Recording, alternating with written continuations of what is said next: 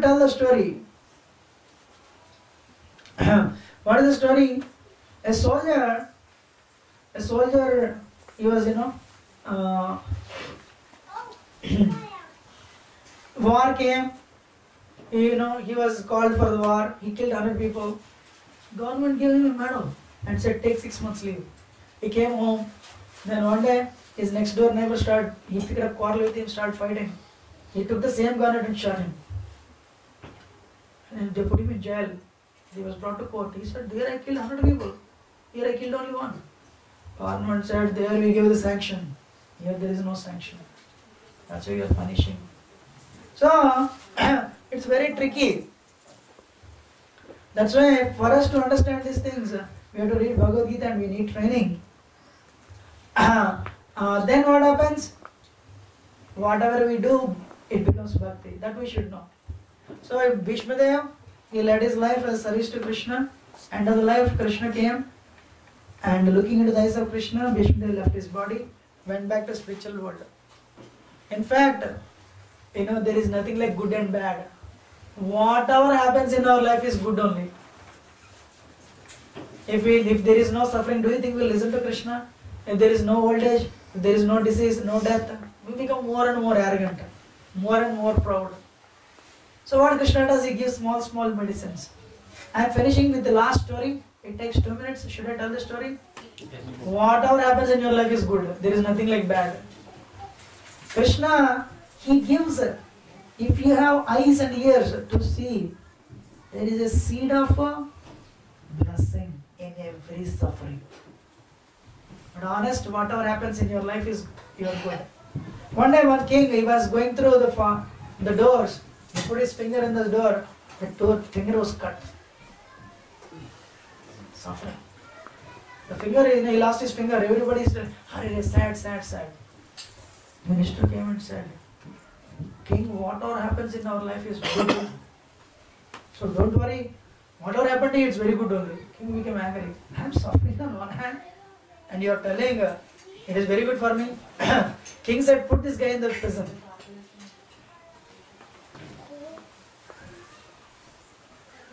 So immediately soldiers came, arrested the minister, and they were taking him to prison. So, do you think whatever is happening in your life is very good? Minister said, yes. You are putting me in prison. God always does what is best for me. So, it is very good for me. King said, all right. Then you stay there for the rest of the life. He was sent to prison. King, So eventually his finger healed. Then one day he went on hunting with soldiers, lost his way, separate from the army. But eventually was caught by a band of dacoits. They were looking for somebody to sacrifice. Because the tradition before going for a loot, they would sacrifice somebody. Actually they found one, they tried to kill him, but that person escaped. So they were looking for somebody and here they found a king. Wow. They arrested him. Tied him up. They took him, they gave him bath. He was not understanding. He understood finally. They brought him in front of Kali. They put his head on the altar and they told him to stay, they put his body like this and they asked him to lay down like this. And the sword lifted the priest lifted the sword to cut off his head in the air. Then he saw, hey, he doesn't have a finger. He's not a full man. Throw him out. On the verge of death, they took him out and they said, you can go home. Then, first thing that came up to his mind, whatever happens in my life is very good. Krishna took my finger and saved my head. Wow. So he came back and he told, release the minister. They released the minister. Minister, I accept. Whatever happens in our life is for our good. That day because I lost my life, I lost my finger, today my life is saved. Krishna saved my life. But what happened to you? How will you substantiate? I put you in prison. Do you still believe whatever happens in your life is for your good? Minister said, yes. How? My Lord, usually we both together go to hunting. You are not a full man. I am a full man. They have taken my head. So by putting me in prison, Krishna saved my life. By taking your finger, Krishna saved your life. By taking that small bad karma away. Let me be honest with you. I have at least 20 to 30 stories how Krishna protects. For what you have done, you have to, fully suffer, but Krishna gives you this much and he protects you. But I'm honest, whatever happens is very good. That's why devotees, how they should pray. My Lord, for what I have done, you have to crush me, trample me. But you are so wonderful, you are giving me only this much suffering. If you keep on telling like that, you become eligible for liberation. Tattena kampam susamikshama unjana yavatmakam vipakam pradvag ubharga vidhana namaste jivetayo muktipade sadaya vak. So my request to you, thank you very much for patiently, listening. But take up the process of Bhakti Yoga. 10 minutes in the morning, 10 minutes in the evening. Make your children part of this. Do Aarati. All these are spiritual insurance for you, for your children. It is an eternal credit. It will come with you. You all have bank balance today, right? They will be there, but after 40 years, 50 years, you will not be there. But today you came, listened. Every day if you come and do Aarati, 168 hours a week, 2 hours like this will come with you. And make your life, make yourself fortunate by taking part in this Bhakti Yoga process. Then, but just because of His mercy, Srinivas Punjalpur and Shalini Mataji and their family, I just came. So you're working very hard. They are also nice grahasthas. They are also grahasthas like you. But what is their feeling? We are saved. Why not our friends? That is a compassion. Our process is based on Bhagavad Gita and Bhagavatam. We have more than 500 temples all over the world. And if you take up, that is very good for your children and your parents. I'm honest. Brahmana Puran says when you become a devotee, your ancestors in the Pitraloka, they will be dancing in joy. Because of him, we are going to be delivered. So you become a nice devotee, you will be delivering your children and parents and ancestors. It is very good for your children. Thank you very much. So my request, give 10 minutes in the morning, 10 minutes in the evening for chanting. It is a little bit tough, but I am sure eventually if you progress, it is a Kevala Ananda Kanda. It's a joyful thing. Hare Krishna. If I have spoken anything wrong, tolerate me as your humble servant. Thank you. Any questions or comments?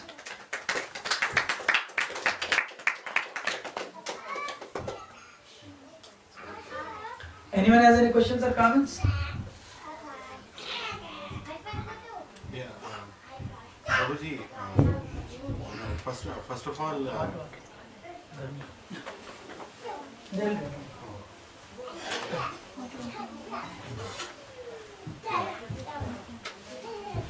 Prabhuji, first of all, thanks a lot. I thank you. I thank Shalini Mataji and Srinivas Prabhuji, for first of all bringing us in association of such exalted devotees like you, Prabhuji, and many others, like even Maharaj came here, last month, and we were so fortunate to meet him. We really thank you, Prabhuji, for coming to our place. It's really, actually we don't deserve this. We are not as pure to have an exalted devotee like you in our place. But we are definitely looking forward to this, someday. We are always. Any other questions or comments? Anyone has questions for the next 10 minutes? one question. Is akarma the same as inaction? How does akarma join bhakti? I'm not very clear about that. When somebody says akarma, I understand.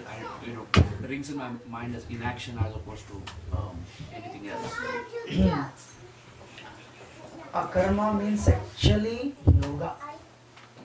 Any activity that you do which connects you to Supreme. And what I did, there is one more session, but to simplify it, I did. There are 4 types of yoga. The topmost yoga is Bhakti Yoga. Karma Yoga, Jnana Yoga, Dhyana Yoga, Bhakti Yoga. The topmost rung of this ladder is Bhakti Yoga. That's why I said Akarma means Bhakti. Bhakti means whatever you do to the God, whatever you do in service of God. You are married? Yes. Children? Yes. How many? 2. You are working? Yes. You are 9 to 5 job. And that's why I gave an application in the morning, right? Correct. These appear very simple, but they are very profound. Same activities you are doing for yourself. Same activities if you do for Krishna, it will become akarma. So doesn't mean where are you going? I am going to bar for Krishna. Not like that. We don't do irreligious, that will become vikarma. So but the normal activities that you do, same if you do for the pleasure of Krishna, it will become akarma. Okay? Are you getting it? So you go to market. For what? If you go to market to bring vegetables for you, then it is something else. But if you go to market to bring vegetables so that you can cook bhoga to Krishna, food to Krishna, akarma. Offering, akarma. You eat prasad, it is akarma. You come to this lecture, akarma. 9 to 5 job. You want to make money so that you can take care of the deities, akarma. For this to happen, you need a family who will take care of the deity. For that reason, you are serving them, akarma. Bhakti is very tricky. Okay? You need to have savings, you have it, that's okay. Yours also akarma. Clear? Thank you. Any other questions? Prabhuji, I have a question actually. A few days back, we were having a conference call, and as part of the conference call, we got into a question-answer mode, and the same question I want to ask you also, so we can get more convinced. And the question was, there are different institutions today, which follow authorized scripture or not, or there are different means to find the so-called God, in this world today, and so we can't. So the thing is, I personally, 6 months back when I started coming to this, the beautifulest thing I found in this path is I always got an answer, and the answer was always complete.